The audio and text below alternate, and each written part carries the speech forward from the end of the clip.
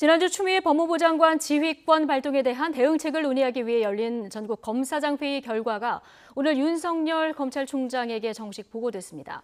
검사장 회의에서는 장관 지휘가 부당하다는 걸로 의견이 정리됐는데 윤 총장이 어떤 방식으로 최종 결정을 내리게 될지 관심입니다. 취재 기자 연결해서 자세한 내용 들어보겠습니다. 박석영 기자.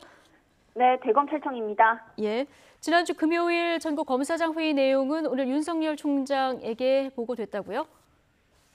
네, 대검찰청은 지난주 금요일 회의 종료 뒤부터 주말 동안 의견을 종합해 정리했는데요. 오늘 오전에 이 내용이 윤석열 총장에게 대면으로 보고됐습니다. 앞서 추 장관은 윤 총장에게 검언유착 의혹 사건 전문수사자문단 소집을 중단하라고 지시했습니다.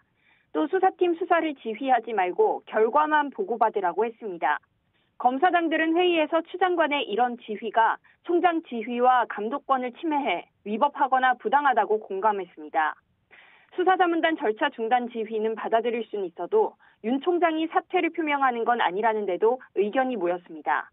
이를 바탕으로 윤 총장이 추 장관에게 재지휘를 건의하는 방안 등 여러 방법이 검토됐습니다. 예, 윤석열 총장의 최종 결정 오늘 나오는 겁니까? 네, 이르면 오늘 안에 최종 입장이 나올 거란 전망이 많은데 윤 총장이 구체적인 수위나 방식을 고심한다면 오늘 공식 입장이 나오지 않을 수도 있습니다.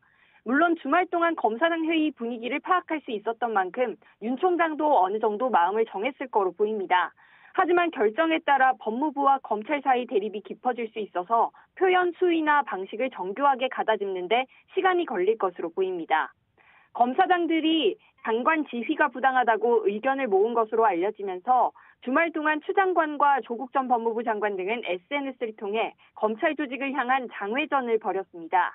추 장관은 일선 검사장들에게 흔들리지 말고 검찰 조직 모두 올바른 길을 가도록 해달라고 주문했고 조 전 장관은 검찰개혁 관련 책 문구를 인용해 총장에 대한 장관의 수사지휘권이 당연한 권한이라고 강조하기도 했습니다.